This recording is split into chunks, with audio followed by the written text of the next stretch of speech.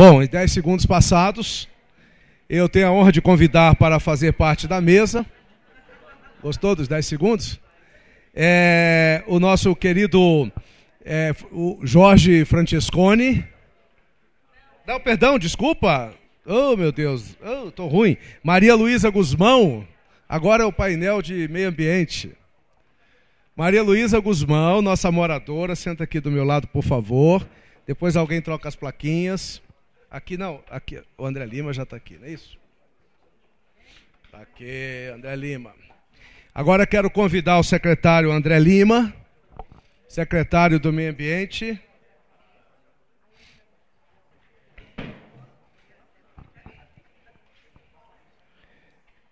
E quero convidar o Rafael Sanzio dos Anjos, aqui do seu lado. André Lima, por favor, claro. Eu vi. Olá, mais uma vez. Aqui do meu lado, por favor. Maria Luísa. É daqui, aqui. E cadê o Rafael? Ah, tá aqui terminando algo. Então vamos nos sentar. Eu tenho, tá certo. Eu tenho aqui alguns recados práticos. Já fiz a saudação aqui, como presentes nessa abertura, da nossa presidente da Associação Comunitária do Parkway, Gilma Rodrigues, e do Chico Santana, presidente da Associação dos Moradores e Amigos da Região do Parque Ecológico do Córrego do Mato Seco. Um dia é uma grande associação, né? Mas eu estou agora refalando os nomes deles, porque eles estarão no período da tarde. Então, como é que vai ser a tarde? Primeiro falará o nosso Roosevelt Vilela, o administrador regional do Parkway, que hoje se faz representado aqui, nesse momento, pelo seu chefe de gabinete, o nosso querido Jofre. Mas o Jofre, eu brinquei com ele, que ele é mais importante para nós como morador, porque é uma figura fantástica, todos gostariam de tê-lo como vizinho e como batalhador. Ele mora no Parkway há anos, né? E momentaneamente está na administração, o que para nós é uma honra também, mas nós o temos no coração como vizinho, né? Depois à tarde nós faremos a divisão em 3 grupos, os 3 grupos onde todos vão poder se manifestar, e finalmente teremos uma plenária de encerramento, onde nós esperamos, sendo possível, havendo condições, apresentar proposições, até 5 em cada grupo, mas assim, eu quero adiantar que as proposições naturalmente ainda não estarão tão maduras. E aí vem a minha fala principal. Esse aqui é o início do movimento Pensar Parkway. O movimento continua depois do evento, os 3 grupos continuam se encontrando depois do evento para amadurecer essas proposições. Que proposições? Não sabemos. Não há nada pré-estabelecido. Nós coordenamos aqui um grupo de 8 pessoas, esse movimento, mas sem nenhuma ideia pré-concebida. Pelo contrário, algumas das ideias que a gente já sabe que existem, às vezes divergimos entre nós. E essa salutar divergência, até mesmo entre nós, nos proporciona até mais credibilidade para levar o movimento em que não há imposição de ideias. Então, falado, que não trataremos de comércio nem de luócio. O secretário já até saiu. 2, então só trataremos desses 3 temas. Durante a manhã teremos os 3 painéis, onde em cada painel estará o secretário respectivo do governo do Distrito Federal e um especialista. E um dos nossos coordenadores, no caso, a Maria Luísa. E nós teremos um almoço oferecido pelos nossos patrocinadores, será realizado aqui ao lado do country, enquanto nós não temos intervalo agora. Então, enquanto nesse meio tempo tem ali um cafezinho, um petit four, que está aqui atrás desse lindo biombo florido, com plantas, como já disse aqui, do nosso clube, o Country Club. Bom, nós não estabelecemos aqui uma ordem. Não sei se prefere falar primeiro ou depois. O que você acha? Não, eu não mando nada aqui. Pode? Então, muito bem. Aqui nós já temos, opa, muito prazer até. O Sâncio eu estou conhecendo agora, né? E Rafael Sâncio dos Anjos. Bom, então vamos começar.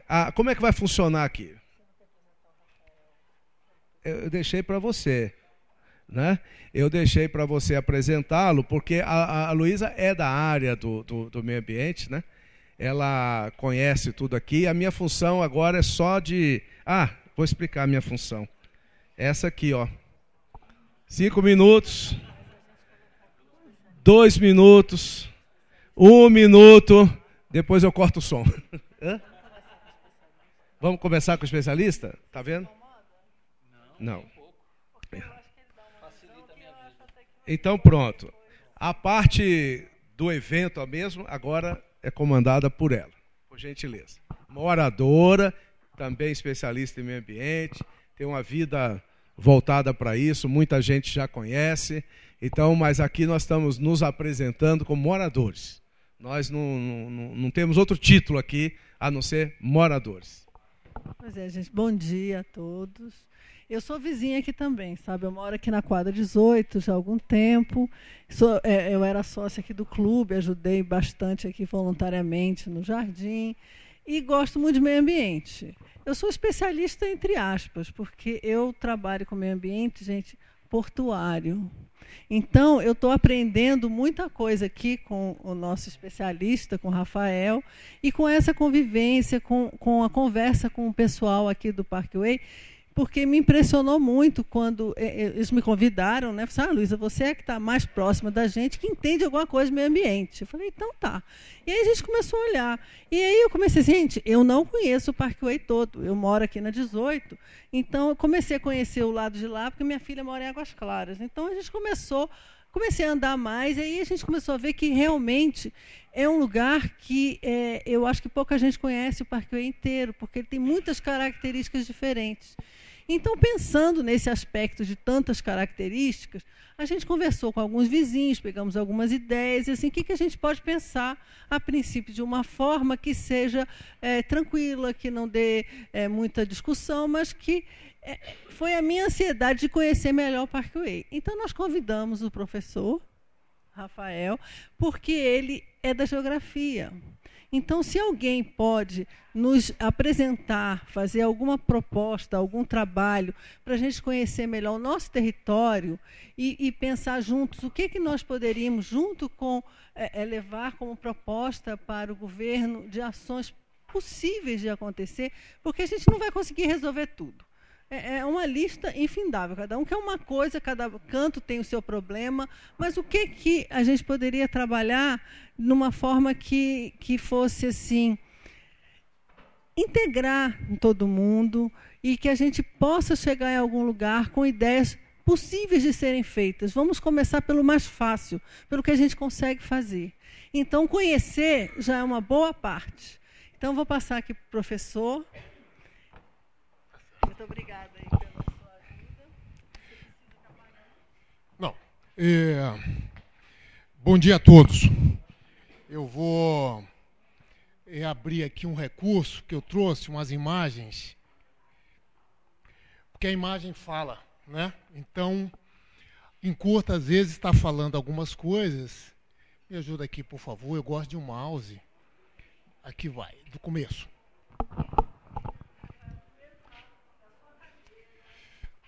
Olha só, o tempo curto.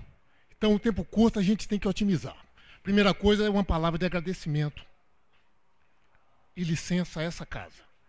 Quando eu peço licença a essa casa, eu estou pedindo licença aos antigos do Parkway, quem começou tudo isso, né? Então, o Parkway tem uma história. Nós vamos falar dessa história, porque sem ela a gente não consegue entender porque estamos aqui hoje. E agradecer porque o Pensar Parkway inaugura um momento novo do que a gente chama no planejamento e ordenamento do território, que é qual é o meu lugar junto da gestão do meu espaço. Quem mora aqui no Parkway? Levanta a mão. Vocês conhece mais o Parkway do que qualquer um de nós que está aqui convidado. Por quê? Vocês têm a vivência, o dia a dia. Então, pedir também a vocês que o conhecimento já está. Não está do lado de cá, está do lado de lá. E é isso que a gente vai tentar dialogar aqui um pouquinho. E para isso eu peguei duas referências que na academia a gente usa, e eu acredito, por isso eu vou falar delas um pouco, o tempo e o espaço. Mas nós, as idades, a casa que envelhece, as árvores que crescem, isso é o tempo. E o espaço, porque a gente vê o espaço transformar. Quando era, Luísa, que você chegou aqui? Quantos anos? Sim. 14 anos. De lá para cá, quantas histórias Luísa não tem desse espaço e do tempo? Então, o tempo e o espaço a gente não pode brincar, e eles são importantes quando a gente fala em ordenar o território. O que é ordenar? O melhor. O melhor para quem? Para quem vive. Não é o setor decisório, é quem vive. Então, é muito importante esse movimento que está ocorrendo aqui, porque esse movimento inaugura uma nova maneira de gerir, de organizar e de participar do ordenamento do território, que é a comunidade, a força da comunidade. Por isso, o sucesso da cartografia participativa, cartografia colaborativa, os Morros do Rio. É a comunidade que está fazendo os mapas. E o setor decisório está trabalhando com a melhor informação, porque ela vem direto da comunidade. Nós vivemos um momento histórico de muito fluxo de informação, né? Temos muita informação. O Parkway tem muita informação. Como é que essa informação nos ajuda ou nos atrapalha? Então, primeira coisa que eu penso sempre é: qual é a informação que é necessária? Para isso, eu tenho que perguntar a mim e a quem está disposto. Antes dessa informação chegar, o que é que se sabia? Quem somos nós? Como era o Parkway antes? Vou dar um enter aqui para chegar a esse Parkway. Parkway dos anos 60, 64. A crise da capital. Foi a primeira imagem aérea que foi feita no Distrito Federal.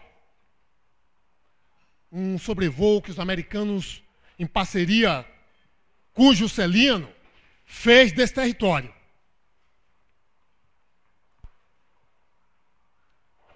O Brasil tem pouca informação como Brasília tem. Nós somos privilegiados. Quais cidades brasileiras tiveram voo em 64? Foi um dos primeiros do Brasil. Olha o privilégio. Olha a cidade de vanguarda que nós vivemos. Que nós temos informação. Eu preciso entender o passado para entender o presente.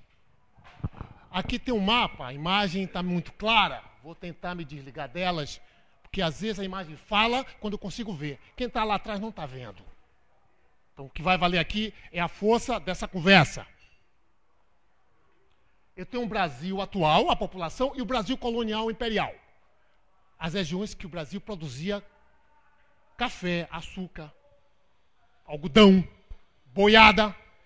Aqui está o Brasil central. Por que Lusiânia está ali embaixo? Ouro, diamante, pedras. Por que a fazenda do Gama, que foi referida aqui, era uma fazenda importante? Porque ela estava dentro desse Brasil que o Parkway está hoje.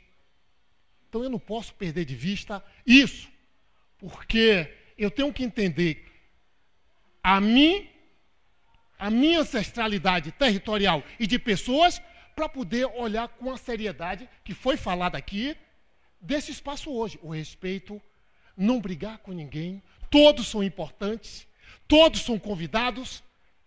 Quando eu faço isso, eu estou respeitando o quê? Eu estou respeitando o passado e estou respeitando o presente. Nós não temos muito esse costume no Brasil. Olhar para o passado. Olhar quem já esteve aqui. Quem preservou essa mata desse jeito que está. Merece nossa reverência, merece nosso respeito. Quem foram os primeiros? Aqui está o Parkway antigo. como era. Eu consigo ver aqui áreas, linhas verdes, que estão aí até hoje. Matas de mais de meio século. Vamos dizer, por que não um século?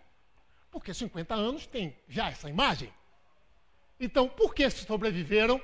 Porque nós e alguns que passaram ajudaram a manter. Tudo começa aqui, nessa respeitabilidade que estão gravadas, marcadas no espaço geográfico. Isso não tem como acabar. Uma outra coisa, nós estamos no presente. O passado é história, mas o passado é uma referência importante para eu entender o agora.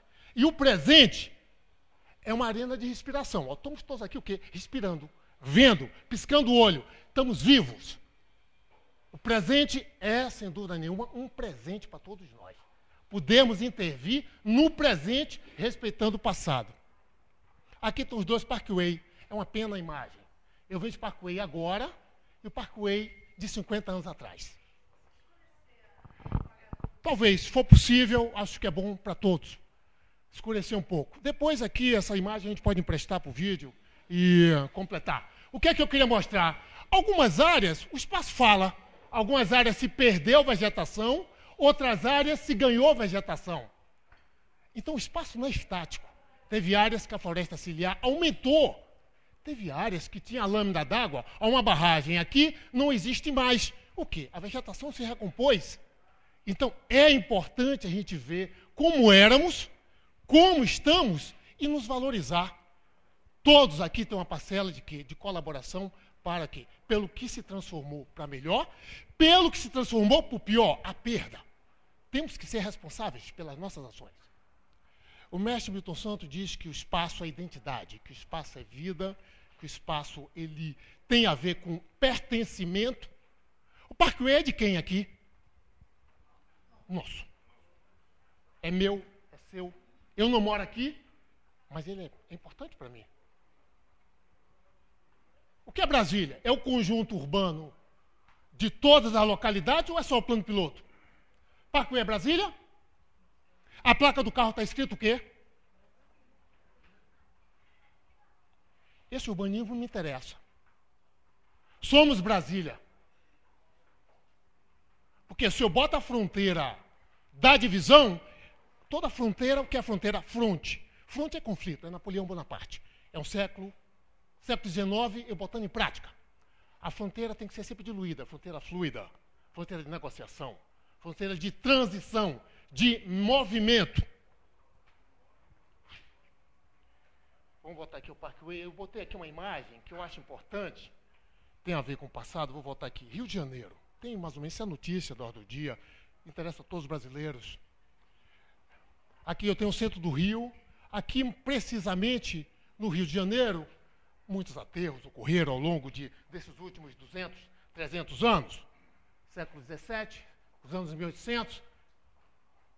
Aterraram um grande porto que na história da humanidade não tem semelhante. O Rio de Janeiro recebeu muito mais povos africanos em 3 séculos que qualquer outro lugar do mundo. Esse lugar foi aterrado. O Cais do Valongo, uma obra de urbanismo no Rio de Janeiro, revelou o que é isso. Uma história que foi fechada, ocultada. E aí a Unesco olhou para esse patrimônio e deu ao Brasil o 3º título de patrimônio mundial de relevância humanitária. Poucos brasileiros sabem disso, mas é importante a gente ver. Semelhante só tem o quê? Hiroshima e lá na Polônia, os judeus. Por que isso ocorreu? Porque o território histórico ocultado ficou visível. A gente não precisa escavar nada para valorizar. A gente tem que reconhecer que o Parkway é importante com a sua história. Essas matas que tem aqui, que eu vou falar um pouco mais, que já foram faladas aqui, ela é fruto de um esforço de 100 anos. 50 anos é o que a gente computou. Por que outras áreas não conseguiu manter e aqui conseguiu? Aqui está o Distrito Federal. Nós estamos no core da urbanização. O centro, aqui a bacia, aqui está o Parkway com sua relevância. Vocês sabem disso, mas a gente tem que ver o seguinte. Eu estou aonde? Eu estou no core. O que é o core? É o centro. É onde a urbanização se encontra. É onde tem o grande fluxo da chegada e da saída. Aqui estão as áreas restritas à urbanização. Algumas áreas aqui merecem atenção. Maior que outras. Por quê? Mais sensibilidade. Mais vulnerabilidade. Nosso corpo não é assim? É assim. Tem áreas que a gente precisa estar mais atento. A natureza também fala isso. Na hora que eu tenho atenção comigo, com a minha casa, com a minha célula, com a minha rua, com o meu quarteirão, eu alargo isso para um conjunto que é o Parkway, e vocês vão ver que as soluções vão vir. Porque o ponto básico aqui que vai permear é o que fazer? Por onde começar? Qual a prioridade? Tem 3 eixos, mas as prioridades vão além disso. Vocês vão ver. Aqui está o Parkway sem fronteira nenhuma. Como é ver o Parkway sem fronteira nenhuma? Eu boto uma fronteira aqui, minha interpretação. Olhando o Parkway, sem morar aqui, eu vi que tem alguns Parkway. Um do lado de cada pista, um do lado de lá da pista, um que fica depois do Bandeirante e um outro que fica lá já perto do Gama. E aí eu vi sua fala, você foi para o outro lado do Parkway, por algum motivo, sua filha, babá. Aí eu falei, minha interpretação é um pouco real, mesmo eu não sendo morador. Ou seja, o Parkway está dividido. Esse evento também é importante porque ajuda a unir o Parkway. Isso é o quê? O sistema viário divide, sim. Eu só vou para o lado de lá se eu tenho um input. Senão eu fico lá de cá. Vou atravessar para lá de lá por quê? A vida pode acontecer lá de cá. Isso é urbanismo. Às vezes bota um empreendimento longe, um shopping lá, vai todo mundo em direção. O crescimento urbano vai. O sistema viário é extremamente forte para demarcar o território. Aqui está um exemplo. O território que fica depois do Bandeirante e que tem outras relações. Eu olhei esse espaço, olha como ainda tem um verde significativo nele e que eu não sei se essa comunidade Parkway tem clareza da relevância do que tem nesse outro Parkway, que basicamente quem deve ir circular são os moradores de lá. Quando a gente fala em Parkway, a gente tem que então rever um conceito geográfico. De que Parkway eu estou falando? Do todo, onde eu me sinto pertencente a todos, ou a parcela do Parkway da qual eu tenho mais intimidade? E aí, quando eu desço em alguns zooms, como eu estou fazendo com essa imagem, Parkway, eu vejo esse verde significativo, eu vejo as áreas agrícolas, fronteira com a vegetação urbano e o rural convivendo, e a floresta ciliar no meio. Porque esse conceito de mata, isso é colonial. O Brasil é o único país do mundo que chama floresta de mata. Vem de lá, do século XVI, XVII, isso. Muitos europeus morreram na beira das matas. O mosquito, vocês sabem o que eu estou falando, picou, muitos morreram na beira do lugar. E ficou ali mata.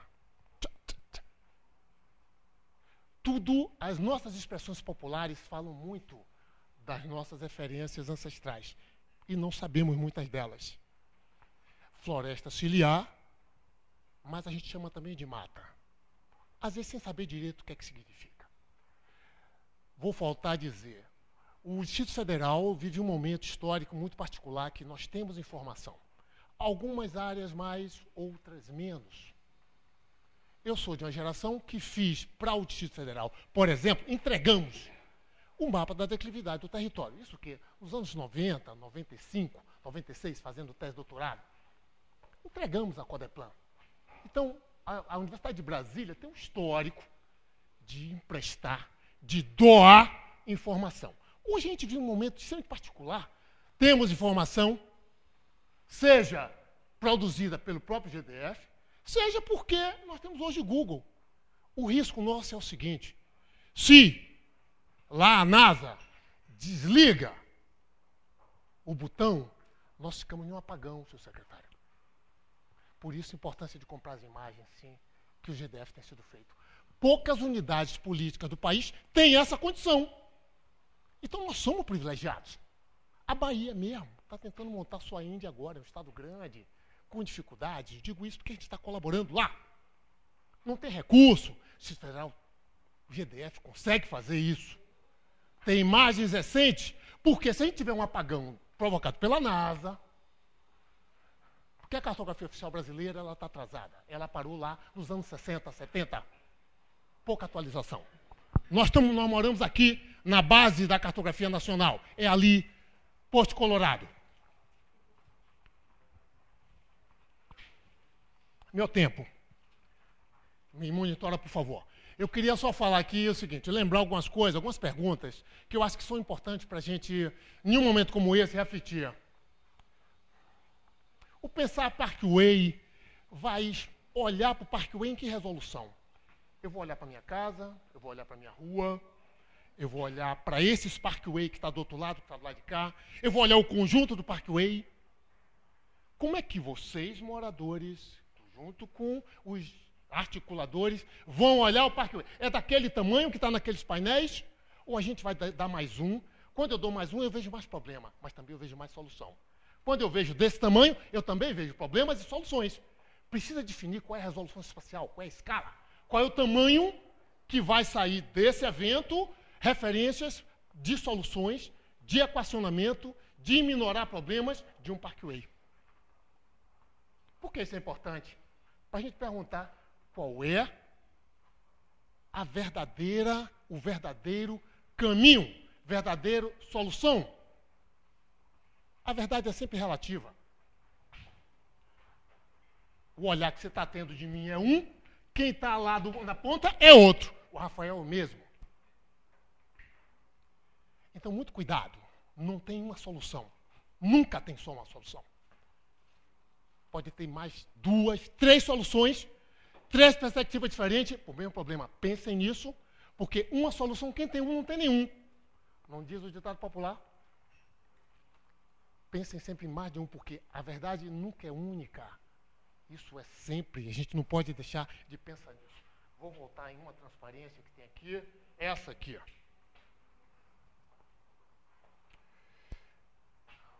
Tem uma questão que eu botei aqui. O que efetivamente esse grupo pode fazer de forma colaborativa? Eu falo isso porque a cartografia colaborativa é uma das melhores coisas que está acontecendo nesse país. O Guilhermino está ali me orientando de mestrado. Está fazendo uma pesquisa sobre o uso de água em bacia hidrográfica, em áreas de enchentes, e quem vai informar é a população. Eu estou aqui no carro, encheu, não consigo sair, estou parado, informa lá com a base de dados, a gente sabe, e aí a gente vai botando o quê? O mapa vivo. Por que tem umas áreas que enchem e outras não? Ou manutenção, ou a obra tem problema, ou o bueiro, mas quem sente somos o quê? Somos nós que estamos circulando na cidade. Isso é cartografia colaborativa.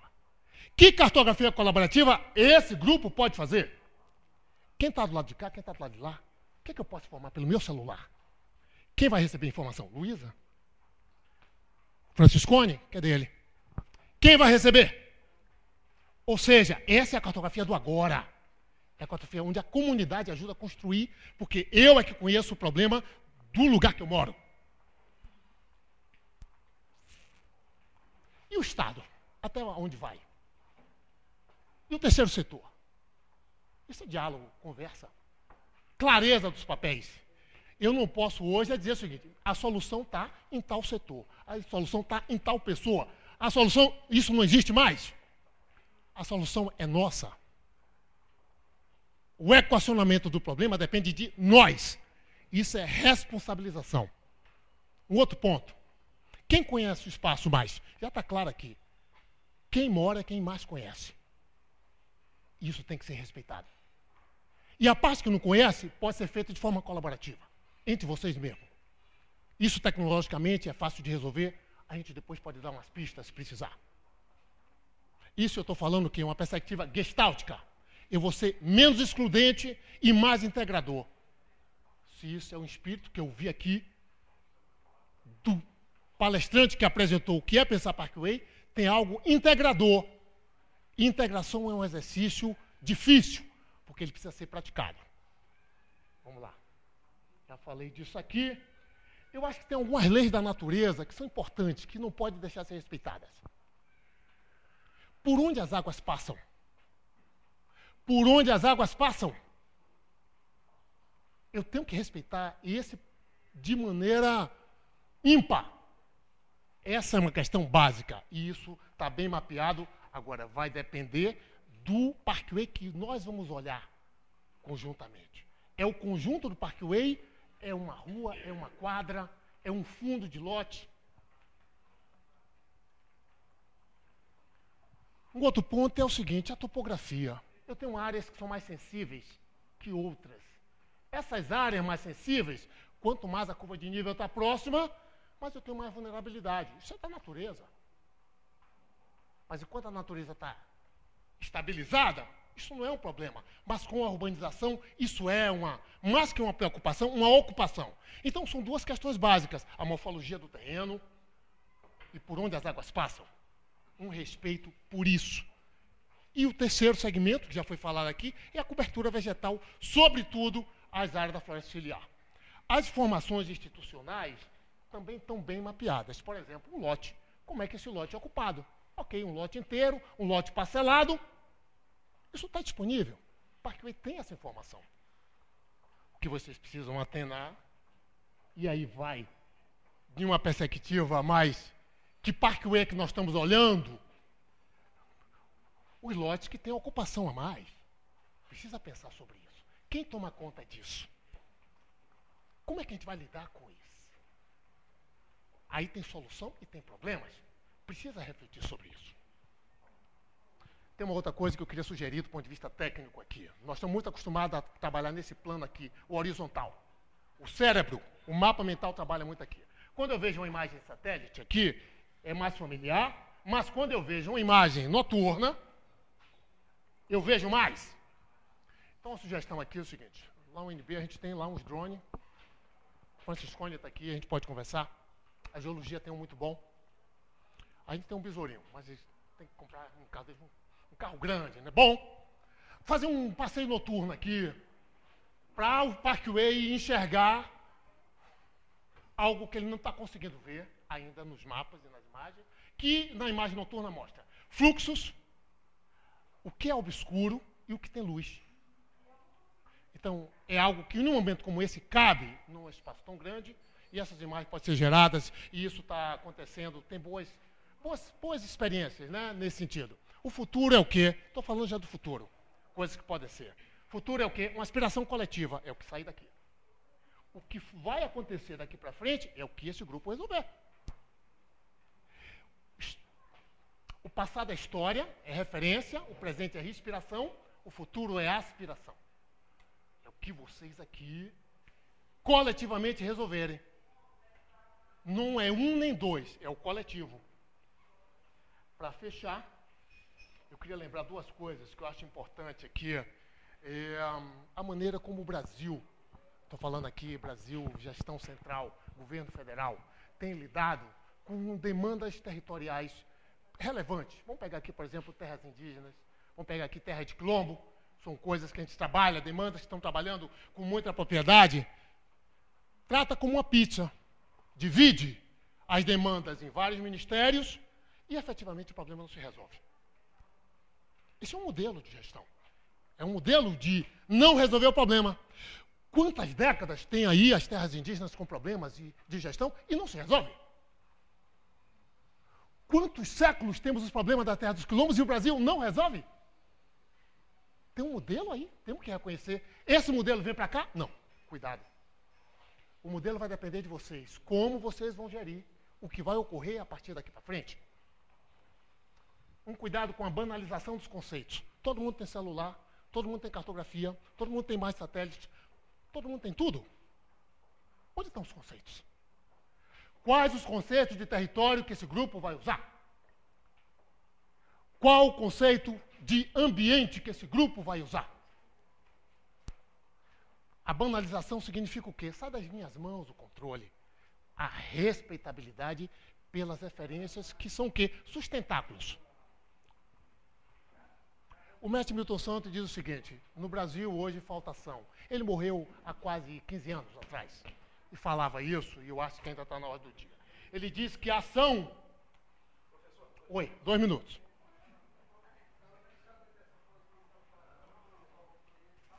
A ação é sempre presente.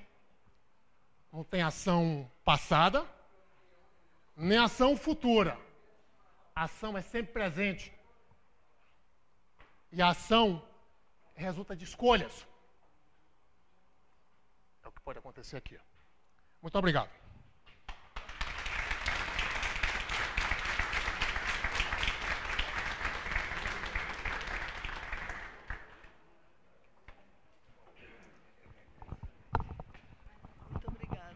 Muito obrigada, professor. Foi fantástica a sua apresentação.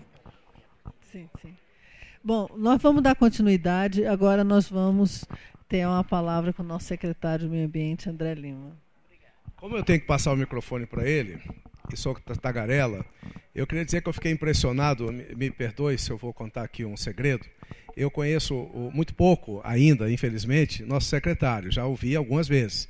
Mas quando fui portador do convite para ele estar aqui, ele me contou um pouco da paixão dele, né, pelo meio ambiente. E de como lá em São Paulo, ele é da mesma universidade onde eu estudei, a Universidade de São Paulo, ele forçou, né, lá, não, eu quero vir aqui ainda como estagiário no Ministério Público de São Paulo. É uma formação jurídica, mas desde sempre voltada para o meio ambiente. E por que eu puxei para falar isso? Porque eu disse aqui no começo que aqui é um momento de apaixonados. Apaixonados por Brasília, apaixonados pelo Parkway, e em cada tema, como é o da agora, apaixonado pelo meio ambiente. Então, ainda que ele reúna requisitos técnicos da mais alta importância, quero saudá-lo agora como esse apaixonado pelo meio ambiente. Muito grato, Petrônio. Bom dia a todos e a todas. Eu quero agradecer a oportunidade de estar aqui com vocês hoje e dizer que foi muito feliz aí essa ordem, porque é professor Rafael, né? Rafael. A gente vindo aqui, eu, Zé Roberto, Marcos, falávamos disso, né? Parkway. Pô, mas são tantos parkways, né? É tão grande, tem tanta diversidade, né? E foi muito interessante que você pôde abordar de uma maneira didática, mais profunda, assim, com uma reflexão conceitual, né? Eu acho que bem interessante, assim. Uma das disciplinas que eu mais gostava na minha época de estudante, a gente sempre é estudante, né? Mas era geografia, e depois vim gostar também de geopolítica. Fiz o mestrado aqui na UNB em gestão territorial, trabalhando o tema do zoneamento ecológico e econômico, então tenho bastante familiaridade com esses temas que foram tratados de maneira muito qualificada, né?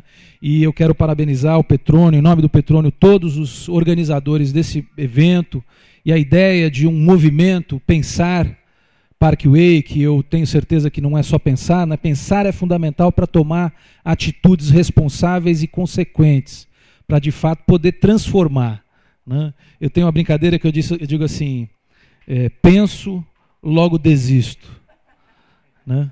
Esse não é o Descartes, é o descarte, né? Mas é uma brincadeira, porque na verdade a gente precisa examinar bem as coisas para poder tomar atitudes que aumentem o nosso risco das coisas darem certo, né? E achei muito legal também o que o professor colocou, de que quem tem uma solução só não tem solução, né? Eu gosto muito de uma frase da Marina Silva, com quem eu trabalho há muitos anos, que ela diz assim: a verdade não está em ninguém, a verdade está entre as pessoas. Então eu acho que aqui a gente tem condição de buscar construir essa verdade para poder transformar as coisas para melhor. Eu estou aqui como apaixonado, como foi colocado, mas também como uma pessoa que vem dedicando 25 anos ao tema da construção do direito, da legislação e da gestão ambiental, e tenho a oportunidade, há 2 anos e 7 meses, 8, indo para o 8º mês, de estar à frente da política ambiental da capital do meu país, o que muito me honra e me deixa muito feliz e animado, apesar de todas as dificuldades. Então, eu vou falar um pouco do que a gente vem fazendo, para tentar trazer um pouco de luz para vocês depois verem o que disso interessa para poder fortalecer o movimento, irrigar, né, esse movimento, já que a gente está falando tanto de água, né, esse elemento fundamental para a nossa vida. Cumprimentando aqui, né, os moradores todos, na pessoa do Chico Santana, meu amigo, morador aqui da região, e também aqueles que são membros e que atuam no governo, ou nos órgãos de governo, de Estado, aqui o nosso coronel Glauber, né, os nossos amigos do Corpo de Bombeiros, dizendo que a gente tem conseguido resultados impressionantes, né? A área queimada esse ano já foi reduzida em 75% em relação ao ano passado, né? E esse trabalho do Corpo de Bombeiros é fundamental para a gente conseguir dados como esse. Para vocês terem uma ideia, em julho do ano passado, a área total queimada, só em julho, no Distrito Federal, foi de 6.000 hectares. Né? Esse ano foi de 1.900 hectares, uma queda significativa, né? Embora um número alto, mas ele está bem menor do que o que aconteceu no passado. Então quero parabenizar os nossos amigos aqui do Corpo de Bombeiros, que com a Operação Verde Vivo vem atendendo essa demanda. Bom, muito bom. Eu gosto de... A gente tem várias maneiras de abordar os assuntos, uma perspectiva histórica, regional. Eu tenho gostado de dividir as coisas nos elementos desse desafio, né? O fogo é um deles, nós temos o desafio da água, o desafio relacionado à terra, e eu quero abordar olhando os principais desafios que a gente tem à luz desses elementos. E antes disso dizer que a Secretaria se colocou, logo no início da gestão, nós reunimos nossa equipe e discutimos os legados, né? E eu acho importante trazer isso para vocês, porque esse evento tem tudo a ver com um desses grandes legados que a gente quer deixar para Brasília e também para a gestão ambiental, né? Que é o quê? É legitimar a pauta da sustentabilidade na sociedade. Né? O que é isso? Né? É criar condições e oportunidades para que cada vez mais as pessoas possam e queiram debater, que queiram dialogar sobre o desafio da sustentabilidade na cidade. Né? Parece pouca coisa, né? Mas não tem nenhum santo ou gênio que possa trazer soluções dentro de um Estado democrático, né? Se a população não se apropria, se a população não é a formuladora, se a população não aceita ou não participa ou não se identifica com os desafios e com as soluções. Então, quanto mais pudermos tratar, pensar, falar, nos reunir, né? É aquilo que um dia estava unido, se desuniu, e aqui a gente reúne para tentar se reorganizar e poder melhorar as coisas. Então, buscar aumentar a legitimidade dessa pauta. Por quê? Porque a gente tem muito poucos políticos que pensam nesse assunto. Historicamente. Se vocês quiserem parar 15 segundos para tentar lembrar de um político que fala com consistência sobre meio ambiente, é um bom exercício. Né? E isso só vem acontecer o dia que todos nós começarmos a priorizar cada vez mais esse elemento. E quando eu falo meio ambiente, eu não estou falando só das árvores. Eu estou falando também das árvores. Mas eu estou falando do lixão, eu estou falando da coleta de lixo, eu estou falando da geração de energia, eu estou falando da queima de carbono por combustíveis fósseis, eu estou falando de mobilidade, transporte, eu estou falando da poluição atmosférica, eu estou falando da falta ou da abundância de água que é necessária para 80% da atividade econômica de uma cidade. Eu estou falando de muito mais do que meio ambiente. Né? Meio ambiente é uma grande oportunidade para a gente pensar sustentabilidade. Né? Mas a sustentabilidade tem várias faces, como foi colocado ali naquele desenho, que eu achei bem bonito, né? Que tem o quadrado, né? E o cubo, né? Quer dizer, os olhares diferentes da sustentabilidade. E tem o olhar cultural, o olhar econômico, o olhar político, o olhar social, o olhar ético, o olhar estético e o olhar ambiental estrito senso. Né? E na Secretaria de Meio Ambiente a gente tem colocado isso como uma meta, né? Cada vez mais criar oportunidade para as pessoas falarem de meio ambiente de maneira responsável para poder compartilhar essa responsabilidade. Isso porque tem um segundo legado. Né? A gente teve aqui o Tiago hoje da CEGET, a Bruna da AGFIS, e eu fui uma das pessoas que trouxe para o governador a ideia da gente tratar a questão do desafio da grilagem de terras, né, de uma maneira diferente daquela que o professor colocou ali, o modo que nem em pizza acaba, né? Como que a gente faz isso? Eu tive a oportunidade de coordenar o plano, durante um período, o Plano Nacional de Combate ao Desmatamento da Amazônia, e a gente conseguiu reduzir o desmatamento em 80%. Como é que faz um negócio desse? De reduzir desmatamento na Amazônia em 80%, num território em que, né, tamanho de um continente, com absoluta ausência do Estado. O primeiro passo é dizer que ninguém sozinho é responsável por isso. Isso era assunto do IBAMA no final da década de 80, no começo da década de 80. Depois passou a ser do Ministério de Meio Ambiente, no final da década de 80. No início da década de 90, o INPE começou a pensar, a falar nesse assunto, porque precisava ter imagem para ver o que estava acontecendo, né? E no início da década do novo milênio, nós começamos a trabalhar esse assunto da forma de compartilhar essa responsabilidade, criando um comitê interministerial em que vários ministros eram corresponsáveis pelo anúncio da taxa de desmatamento. E isso fez com que cada um assumisse a sua parte nesse grande desafio, né? E nós trouxemos para cá a ideia ao governador para criar um comitê de gestão do território. Para quê? Para que o assunto da grilagem não fosse tema da AGFIS. A AGFIS é uma agência que faz a fiscalização, muitas vezes chega em tempo, na maioria das vezes chega depois. Hoje em dia a gente tem melhorado isso, vai lá, demole, derruba, né? E faz com que o governo fique parecendo aquele governo que mais destrói do que constrói.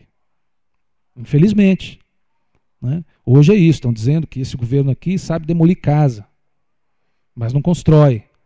Só que por que nós estamos fazendo isso? Porque a grilagem de terra, falei dos vários olhares, né, e da sustentabilidade, é uma questão cultural em Brasília.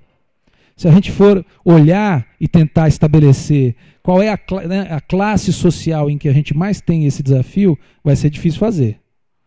O doutor Petrônio sabe que é do Ministério Público, quer dizer, nós temos da classe A à classe E. Eu não vou nem muito além disso, né?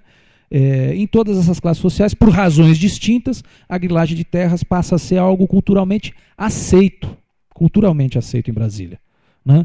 Nós temos aqui o fenômeno da grilagem, que é muito comum na Amazônia, mas nós temos aqui a 5 quilômetros do Palácio do Planalto, né? Então, o que se fez? Nós criamos um comitê de gestão do território formado por secretários.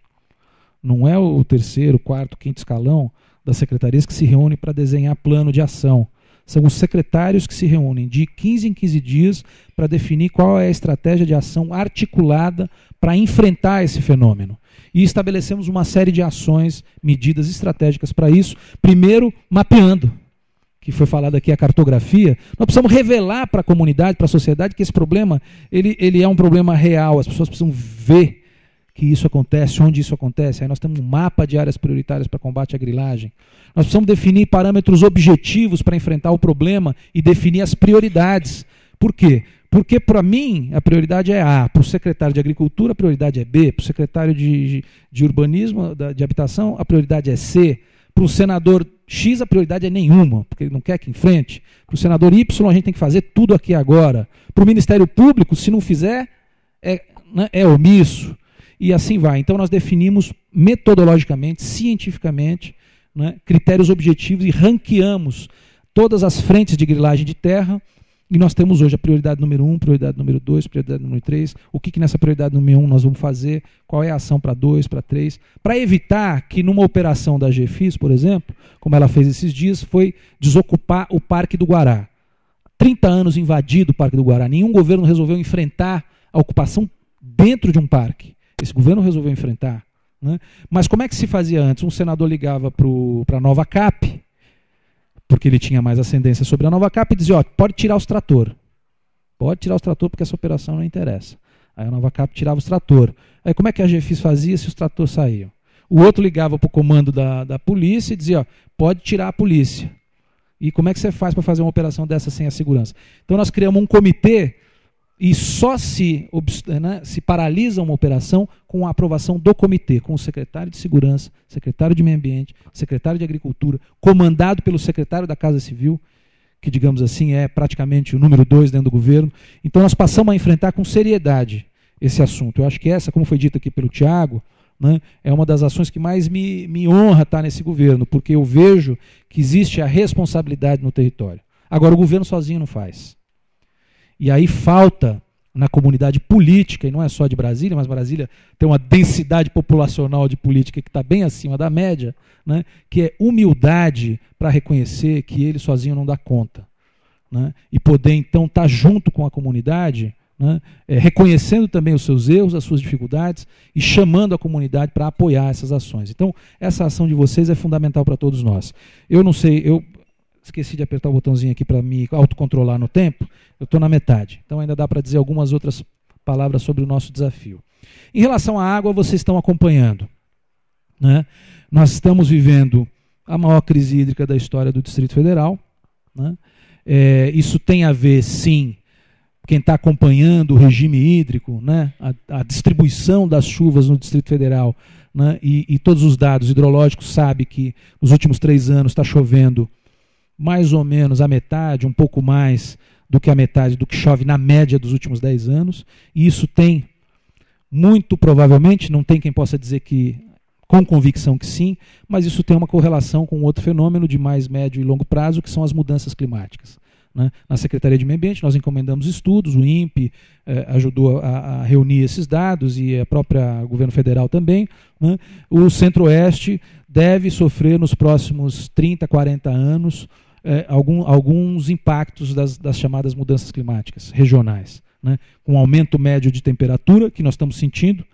Nos últimos, eu moro aqui, eu não sou nascido aqui, moro aqui desde 99 e nunca precisei de ar-condicionado nem de ventilador. Nos últimos 3 anos a vida ficou mais difícil. Né? E há 9 anos o Distrito Federal bate recordes anuais de temperatura. Né? Se a gente pegar o dado, por exemplo, de umidade do ar, né, mais que dobrou o número de dias por ano com umidade do ar abaixo de 25%. Dobrou em relação à década de 90. Né? Hoje nós temos mais de 50 dias por ano com noites com temperaturas acima de 20 graus. Isso também é mais do que o dobro, né, da média de 20 anos atrás.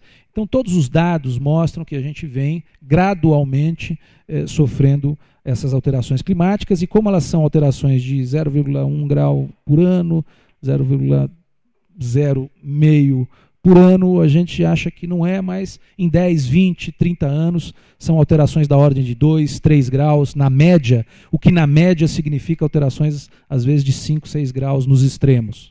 Né? E com impactos, obviamente, na questão das chuvas, porque o desmatamento do Cerrado hoje já é o dobro da média de desmatamento na Amazônia, né, no seu auge. Né? E a gente tem aí fenômenos como os chamados, vocês já devem ter ouvido falar, rios voadores, que traz, né, a umidade toda que vem da Amazônia, da floresta amazônica, pela evapotranspiração daquela, né, maravilhosa floresta, que vem e chove nas cabeceiras do Cerrado e que abastece boa parte, né, das grandes bacias hidrográficas do Brasil. Então nós já estamos sentindo esse fenômeno. Né? Mas é muito pior do que isso. Né? Eu não quero assim que a gente depois saia aqui se jogando por aí, se matando, mas a gente tem que encarar a realidade para poder assumir a nossa missão dentro dessa realidade. Brasília cresce a uma taxa de 2, esse é um outro fenômeno importante, para os geógrafos também, a uma média superior a 2% ao ano nos últimos 10 anos. Parece pouco, não é pouco. Isso são 50, 60 mil habitantes a mais por ano em Brasília. Pessoas que bebem água, pessoas que produzem resíduos, pessoas que procuram emprego, que precisam de saúde, que respiram, que consomem, que se locomovem. E isso traz um desafio do ponto de vista da gestão do território do Distrito Federal, que é realmente um desafio muito grande para todos nós. Né? Então a questão da água tem a ver também com o histórico descontrole, né, das agências, infelizmente. Outorgas de água foram dadas à torto e à direito com muito pouco controle disso. Para vocês terem uma ideia, a gente ainda não tem, infelizmente, um levantamento fiel do quanto que tem e da dinâmica hídrica do subsolo. Né? No final das chuvas, mais ou menos final de março, eu estive no Parque Nacional de Brasília para dar uma entrevista sobre os incêndios florestais e fui andar na mata que tem ali atrás da Piscina Velha. Quem conhece lá sabe. Tem uma mata, que se não me engano chama Trilha da Capivara, e ali, quando eu faço a caminhada, eu vou ali no riachinho beber uma água, né? E não tinha o riachinho. O riachinho, na área mais úmida do Parque Nacional de Brasília, onde todas as nascentes estão preservadas, no final das chuvas. Não havia o riachinho, estava seco. Né? Por quê? E aí a gente vê inúmeros condomínios se proliferando e buscando água cada vez mais fundo, todo mundo com seu canudinho drenando água, e isso tem a ver com um certo rebaixamento do lençol freático em algumas regiões. Isso não é generalizado. Né? Então são grandes esses desafios relacionados à água e, enfim, depois eu posso falar mais, o governo estabeleceu um plano de enfrentamento da crise hídrica, a DASA está fazendo o possível e o impossível para regular essa situação, para a gente poder superar esse período de seca, e aí a gente tem que usar aquela velha expressão, e se Deus quiser, né, a gente superar a situação de crise hídrica esse ano, para poder chegar no Fórum Mundial das Águas em Brasília ano que vem, sem fazer muito feio. Sem fazer muito feio. Né? Por quê? Porque as obras, houve muito pouco investimento em novas obras de captação, houve crescimento desordenado, grilagem de terra, pouco controle do uso da água, muito desmatamento, né? Crescimento populacional e mudanças climáticas. Né? Quem quiser, eu elaborei de próprio punho, não pedi para nenhum relator ou assessor meu fazê-lo, eu fiz um resumo de 10 reuniões do Conselho de Recursos Hídricos que nós realizamos desde agosto do ano passado até abril desse ano, com um resumo, né, e um diagnóstico, um resumo e proposições para o enfrentamento da crise hídrica. Se vocês puserem relatório preliminar, crise hídrica, Conselho de Recursos Hídricos, no São Google, vocês vão poder ter acesso a esse relatório. O desafio da terra, eu meio que já tratei aqui, né? Falei do Comitê de Gestão Territorial, nós temos o zoneamento ecológico econômico, que é muito importante vocês aqui do Parkway se apropriarem de maneira responsável. Eu sei que tem esse conflito relacionado à LUOS, esses assuntos eles não se misturam, embora se interconectem. Eu acho muito importante, posso vir numa outra oportunidade, Petrônio, estou imaginando que aqui depois nós vamos, estou imaginando não, eu vi a programação, vocês vão ter grupos de trabalho, eu acho que o zoneamento ecológico econômico é uma ferramenta importante para vocês poderem, como foi colocado pelo professor, se apropriarem, qualificarem esse trabalho, porque ele trabalha, ele trata, o pano de fundo dele são os riscos ecológicos. É o risco de perda de recarga de aquífero.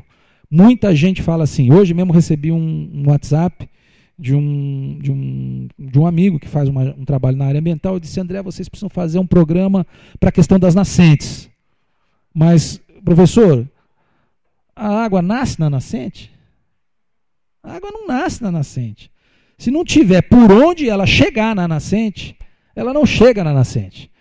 Exemplo disso é o riachinho dentro do Parque Nacional de Brasília, que eu disse, a nascente é lá dentro.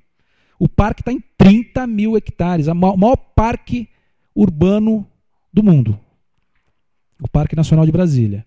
E lá dentro a nascente está linda, maravilhosa e preservada, e a água não chega. Nós precisamos proteger as chamadas áreas de recarga de aquífero, que é por onde a água da chuva vem, é absorvida, chega dentro de um tempo em que ela pode ir abastecendo naturalmente os lençóis freáticos para poder depois sair pelas nascentes. Então nós precisamos proteger essas áreas de recarga de aquífero. Onde é que estão essas áreas de recarga de aquífero?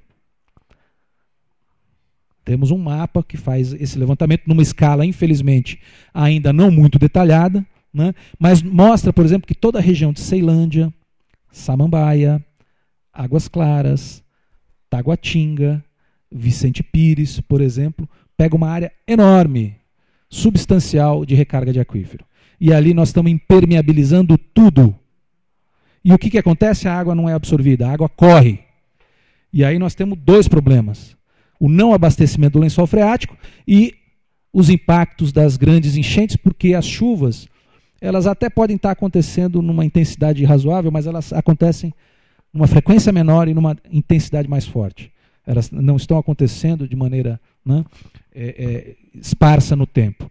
Então, o zoneamento ecológico econômico olha o risco de perda de recarga de aquífero, risco de perda do cerrado, risco de contaminação do solo e do lençol freático, risco de erosão e perda de solo, né? E estabelece a partir daí indicativos de para onde a cidade pode crescer, onde nós temos que melhorar a infraestrutura de drenagem para poder fazer essa absorção do solo, onde a ocupação tem que acontecer numa densidade menor, inclusive reorientando e orientando alterações do plano diretor do PDOT.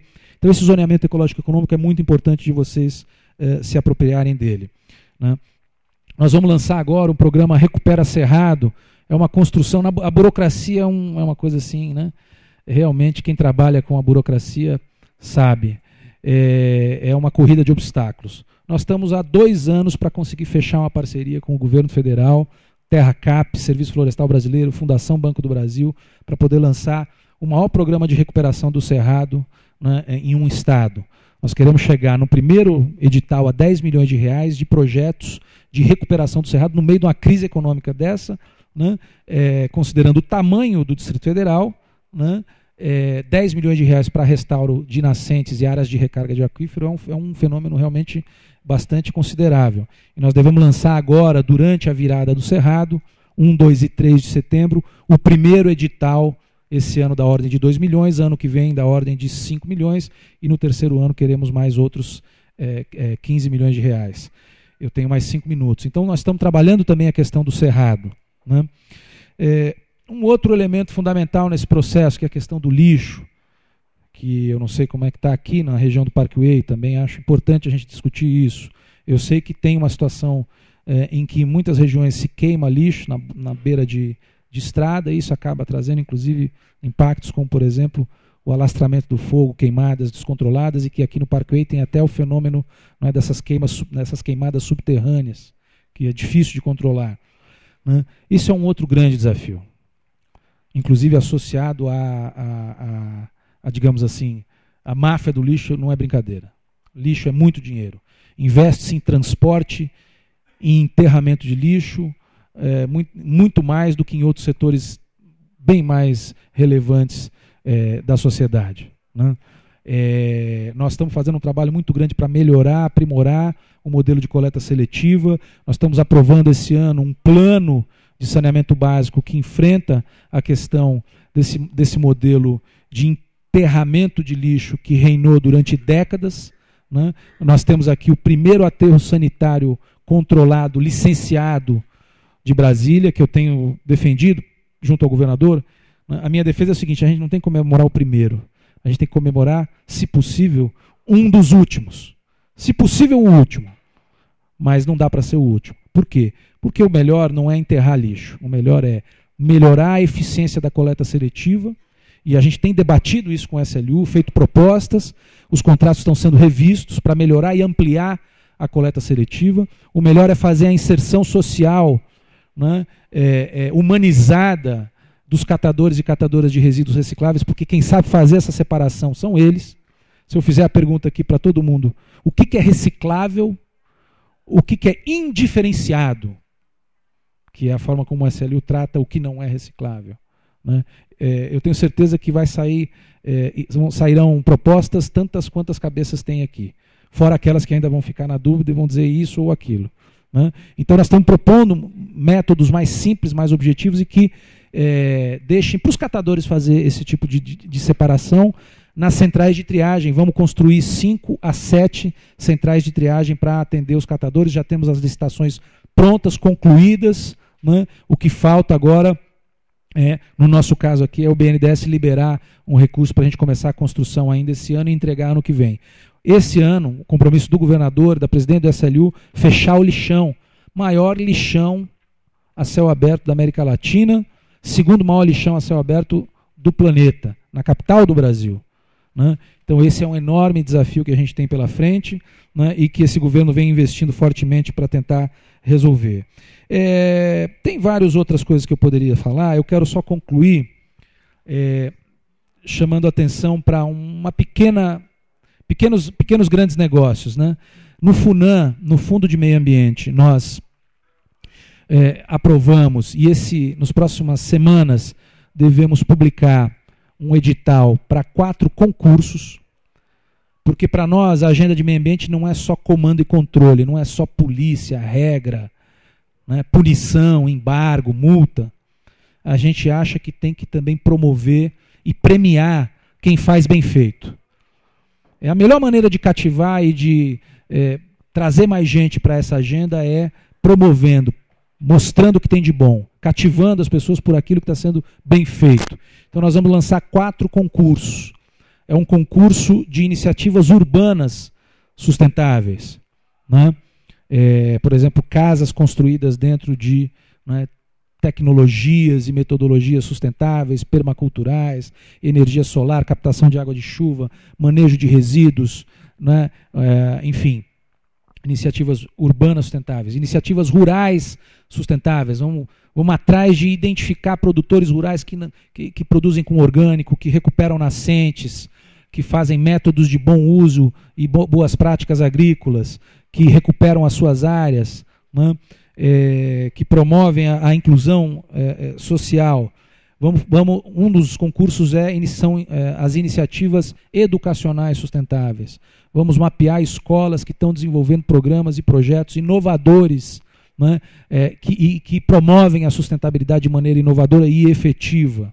Né? E uma 4ª iniciativa, que são as iniciativas empresariais sustentáveis. Queremos ver empresários que estão também buscando resolver os seus dilemas de energia, de água, de resíduo, de maneira econômica, mas de maneira também ambientalmente saudável.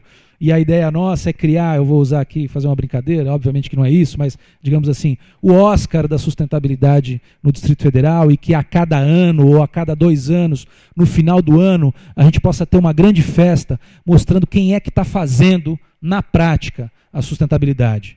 Porque falar já virou, digamos assim, quase que uma moda, né? Mas fazer é que são elas. E a gente poder reconhecer, divulgar, difundir e premiar, eu acho que vai ser também um movimento bem interessante, embora os prêmios sejam muito pequenos, até porque, né, as pessoas não fazem isso para ganhar dinheiro do governo, né? Fazem isso porque gostam e porque querem se diferenciar no mercado, na sua ação ou no seu trabalho como cidadão. Com isso, meus amigos, eu teria outras coisas, obviamente, a dizer também, né? Como, por exemplo, e aqui vai ser só um docinho aqui, né, o desafio de transformar esse 2º maior lixão a céu aberto da América Latina, perdão, do mundo, e o maior lixão da América Latina, né, na maior usina solar fotovoltaica do Brasil. E com dinheiro de produção de energia solar, a gente poder recuperar toda essa área e devolver para a TerraCap 200 hectares de área remediada e que possa ser usado para um parque, eventualmente para uma área urbanizável, dependendo da qualidade e da consistência da remediação. Isso está sendo feito, a SEB vai investir R$3 milhões num estudo de viabilidade técnica e econômica, em parceria com a UNB, que vai desenvolver todos os estudos de remediação e de viabilidade da geração de energia por fontes híbridas. Não só a energia solar, mas a queima do gás e a mineração do lixo, que pode ser também transformado em energia. Então, esse é um grande projeto que, obviamente, começa agora e nós vamos ter que trabalhar por ele por alguns anos. E para que tudo isso, né, aconteça, e para que muito mais do que isso aconteça na prática, né, nós precisamos cada vez mais do apoio das pessoas, do interesse das pessoas, do envolvimento das pessoas. Isso não é bater nas costas e dizer, não, legal, é isso aí. Não, é também o apoio crítico, né, mas colaborativo. Então, por isso eu estou aqui também, agradeço ao doutor Petrônio por essa oportunidade, Maria Luísa, não é isso? Professor Rafael pela palestra, e a todos vocês por estarem aqui me ouvindo. Tá? Grato a todos vocês, estamos à disposição de vocês e com disposição para fazer essa transformação. Muito grato.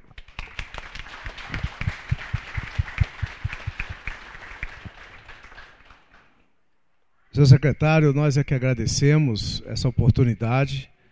Nós, em primeiro lugar, conhecermos melhor, né, os nossos governantes, e só de ouvi-lo percebemos que estamos todos do mesmo lado, né? Quer dizer, é uma pessoa que a vida dele é voltada para isso, por isso está neste governo, poderá estar daqui a 2 anos ou não, mas certamente estará fazendo a mesma defesa, estará trabalhando pela mesma paixão, pelo mesmo objetivo. E é uma pessoa de Brasília. então certamente estará morando em Brasília, não é? Eu espero que sim, né? E quem sabe um dia aqui no Parkway. Vai receber as nossas proposições quando elas forem formuladas, e certamente são proposições sobre o meio ambiente muito importantes, porque o nosso bairro é o bairro do meio ambiente, né? E nós sabemos, muita gente pensa que nós somos assim, preservados. Aí, bom, o Parkway não tem problema. Temos exatamente por termos muito verde, que esse verde não esconda aonde já não está mais verde. Que a gente possa, né, o Chico sabe disso, tanta coisa que tem que ser feita para... Eu já ouvi falar até em 20 milhões de árvores para o Parkway, para as áreas degradadas. Então, nós temos problemas aqui sim, coleta de lixo, várias coisas, e que nós vamos apresentar propostas. Propostas onde nós vamos participar da solução. Não serão entregues como sendo uma simples reivindicação de forma alguma. Então, muito obrigado. Agora vamos ainda ouvir a nossa líder da área de meio ambiente, a Luísa, que depois de falar encerrará esse painel. Avisando que os painelistas do próximo já estão presentes e já serão convocados em poucos minutos. Bom, eu tenho que agradecer aos 2 palestrantes, que foram fantásticos. Então, acho que o nosso propósito aqui foi atingido, que é sensibilizar os 2 lados, né, com relação ao caminho que a gente está pretendendo percorrer, esperando que vocês participem, discutam com a gente e fiquem aqui à tarde para a gente fazer o nosso grupo e definirmos a prioridade dos moradores do Parkway. Nós somos só um instrumento para viabilizar isso e contamos com a participação de todos os representantes aqui da comunidade. Muito obrigada. Bom, com isso eu agradeço a participação, né? Muito obrigado, professor. Obrigado, Luísa.